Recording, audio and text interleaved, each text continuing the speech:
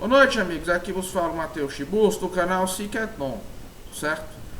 Em primeiro lugar, eu queria pedir a todos vocês que se inscrevam aqui no canal e que, em consonância com o tema abordado, certo? Inscrevam-se todos no meu canal sobre anime, mangá, quadrinhos, cultura pop no geral, cinema, séries, cujo link está aqui na descrição, que é o canal Mangaton, o meu canal paralelo. Peço a todos vocês que se inscrevam. O link está aqui embaixo, está aqui na descrição. Bem,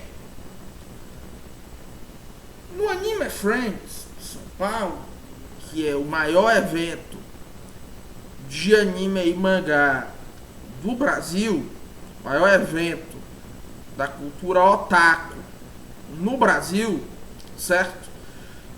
Chamaram um dos influencers mais toscos desse meio comunista brasileiro, que é o tal do João Carvalho, para falar sobre política em One Piece. Em primeiro lugar, uma coisa que eu acho muito curiosa é porque colocaram o Anime Friends desse ano uma semana depois da edição do Sana em Fortaleza. Esse ano, eu acho que por causa do retorno, né, depois, né, dos eventos globais que aconteceram há algum tempo atrás, né, o Sana, esse ano ele teve duas partes. Uma parte que eu acho que foi em junho e a outra que foi em julho, certo? E colocaram o Anime Friends uma semana depois, certo? Do Sana. Eu achei isso porque, assim, historicamente, o Sana e o Anime Friends eram dois eventos rivais, porque eles são historicamente quase do mesmo tamanho. Aliás, quase todos os eventos grandes de anime e mangá no Brasil são no Nordeste, certo? O Anime Friends é a exceção e não a regra, certo? É a exceção e não a regra. Não, confesso que não saberia dizer por quê. São duas coisas que meio que dá mais onde meio que o Nordeste é o centro do eixo. Evento de anime e show de rock. O Edu Falaschi diz muito o seguinte: o que mantém o rock brasileiro é o Nordeste. É o Nordeste. Shows de rock que geralmente não dão prejuízo nas turnês, que dão lucro, são os nordestinos. Em regra. Certo? Então, eu meio que senti que houve uma rivalidade. Que isso aí foi meio que uma provocação. Ou da parte do pessoal do Anime Friends, ou da parte do Sun. Até porque, esse ano, salvo engano, os dois eventos estão completando 20 anos desde a sua primeira edição.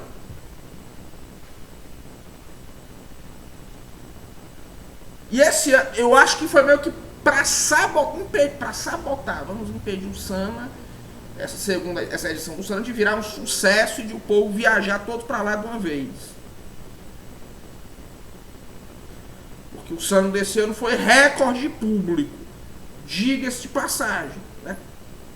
Eu não fui, nunca fui ao Sana, mas estão contando que foi um recorde público. Assim, O que é uma coisa muito curiosa, porque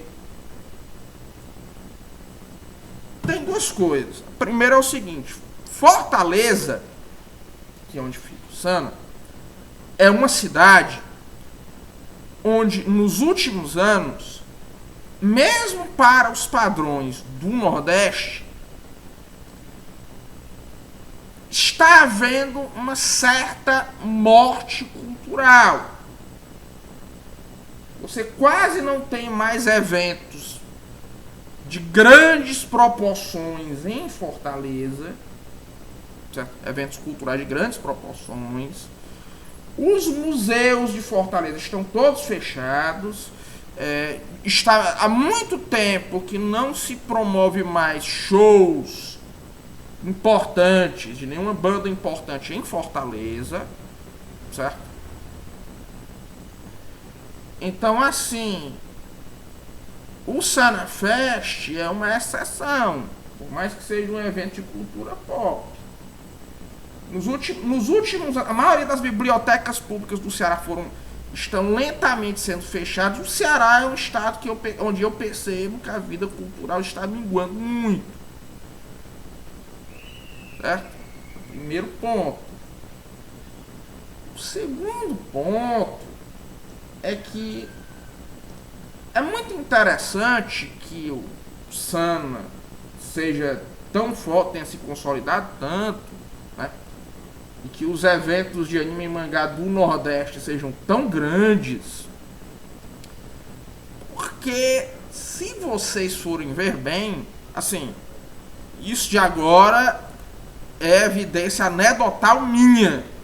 São coisas que eu observo no meu dia a dia aqui no Nordeste, certo? Mas eu percebo que essa ascensão dos otaku no Brasil não é algo tão forte no Nordeste quanto em outras regiões. Porque dizem muito que nos outros lugares você encontra mangá para vender muito facilmente. Aqui não encontra.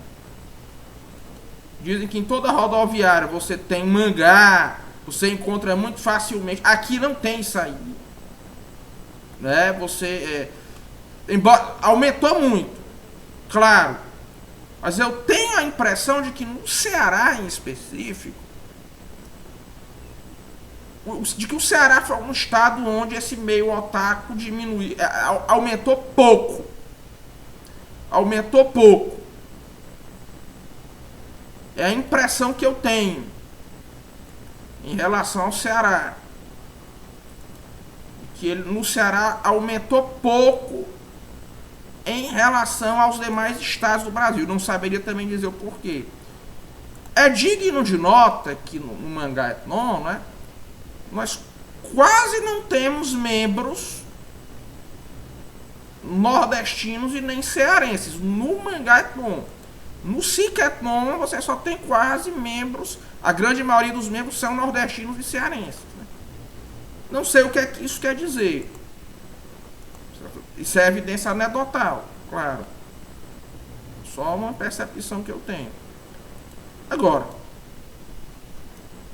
esse João Carvalho, ele é um representante dessa bolha de youtubers comunistas que apareceram no Brasil, que em regra são professores de história, dando aula para outros professores de história, certo? Porque no Brasil você já tem há muitos anos professor de PowerPoint, que é o professor que dá aula tirado do PowerPoint. Ele dá aula tirada do PowerPoint, né? Ele lê os slides. E agora tem um professor de YouTube, né, que ele faz as aulas só repetindo o que ele vê nesses influencers que são professores de história, em regra comunistas. Certo? E eles ainda recomendam esses mesmos canais para os alunos verem. E fica uma retroalimentação que é uma coisa horrível. Esse João Carvalho é um dos comunistas mais fanáticos, certo? Ele é muito abertamente totalitário. E a conferência dele no Anime Friends, certo? Que não foi uma conferência muito movimentada, certo? Foi as conferências do FAMES, que é um evento de anime de Sobral, foram mais movimentadas, né? Mas faz sobre One Piece, essa história do One Piece ser comunista. Dizer que a One Piece ele é um mangá que fala de luta de classes. Olha, isso não existe. Vamos lá. O Eiichiro Oda é um sujeito que ficou com o tempo muito viciado, inclusive, em uma mesma fórmula de arco. Qual é essa fórmula? É basicamente a seguinte ideia: você tem um rei legítimo que foi usurpado por uma força estrangeira, certo? Ou internacional, que o usurpou em nome de um suposto progresso, de uma suposta noção de progresso, e os Mugiwara chegam ali e eles irão restaurar essa figura do rei legítimo. Olha, eu acho que eu não preciso explicar o porquê disso é uma figura, disso ser uma temática que é completamente antitética ao comunismo. É uma temática completamente antitética ao comunismo, ou a ideia de luta de classes, ou a qualquer, especialmente antitética a qualquer esquerda progressista e historicista. Como assim ele vai restaurar um rei legítimo? Uma legitimidade monárquica?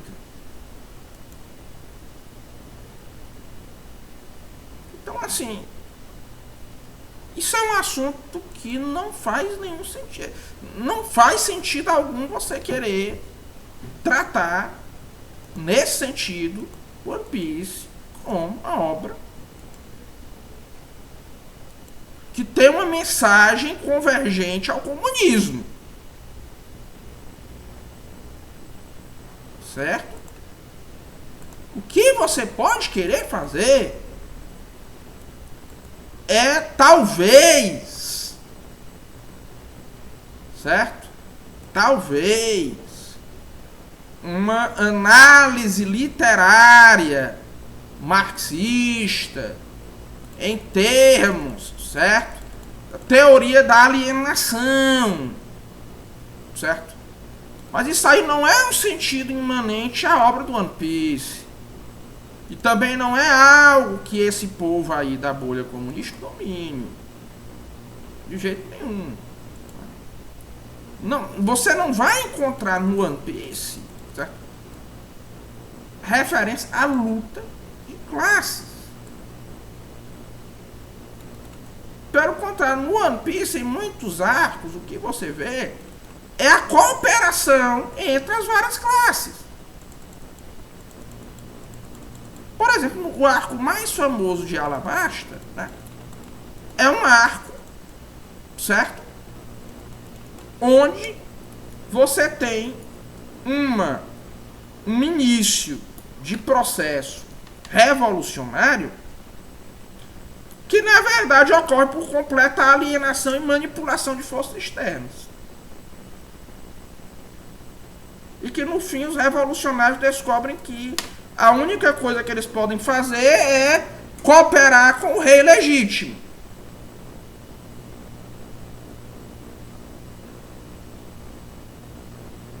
Certo? Ou seja, você não tem uma ideia de que haja uma luta essencial de classes no universo One Piece.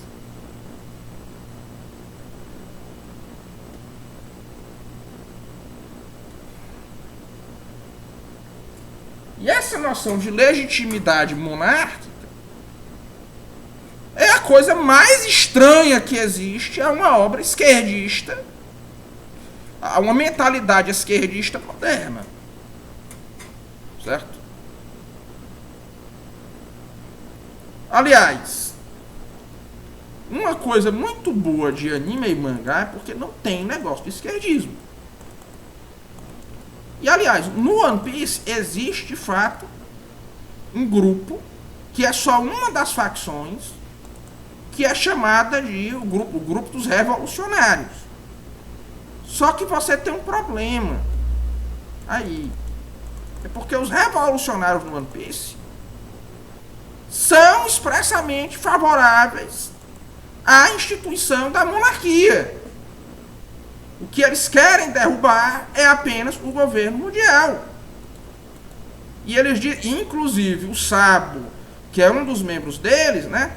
Ele diz ao Rei Cobra, no atual arco, no arco de Egghead, né? Mostrando lá o flashback da Reverie, que eles não são contrários aos reis, só ao governo mundial. E muitos dos membros desse exército revolucionário são eles mesmos reis de várias nações, né? Ou seja, não tem como você fazer essa análise, uma análise do One Piece em uma perspectiva marxista. O máximo que você pode tentar, talvez, seja usar alguma coisa como a teoria da alienação, certo? Mas os marxistas brasileiros, certo?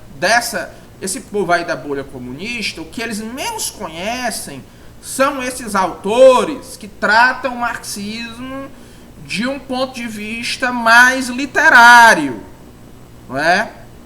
Como, por exemplo, Lukács, né? Benjamin, Lucien Goldman. Quem é esse? Quem é esse? Acho que eles nunca nem ouviram falar. Levi Brühl, acho que eles nunca ouviram falar também, né? Levi Brühl, acho que nunca ouviram falar, né? Então, assim, vergonha total. Não, One Piece não tem nada a ver com esquerda. Não é nem com esquerda. Se for só com esquerda, eu até entenderia. Porque o One Piece é uma obra politônica, certo? Tem alguns personagens que até têm uma visão de mundo esquerdista. Agora, não é esse o tom da obra,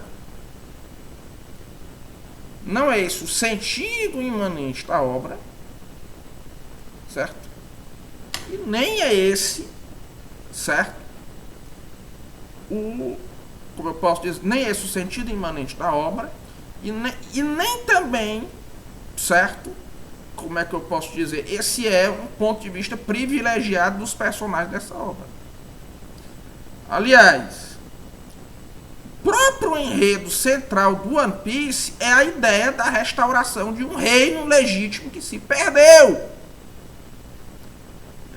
E a família real desse reino, que seriam os D, seriam uma família que teria um legado cósmico essencial dentro daquele universo. Ou seja, não, One Piece não é uma obra comunista. E não faz sentido você querer analisar One Piece em termos desse marxismo mais raso. Aliás, um erro de muitos desses malucos é: vamos voltar ao Marx. Vou centralizar os meus estudos no Marx. Vou centralizar os meus estudos, tá? No Lenin e alguns no Stalin, nessas primeiras coisas do marxismo. Meu amigo, olha,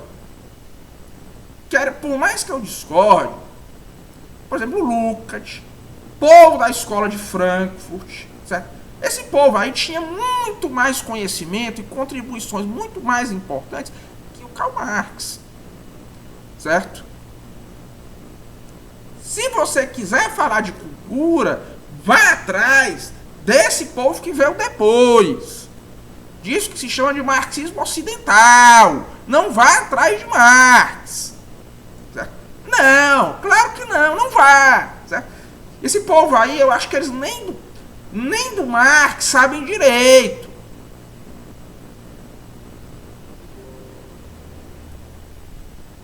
Porque grande parte das obras do Marx, certo? Você só encontra traduções, certo? Muito ruins para o português. Né? Esse povo aí não sabe Hegel, né? Não sabe matemática, a matemática necessária para você entender certas obras do Karl Marx. Então, é o seguinte, né?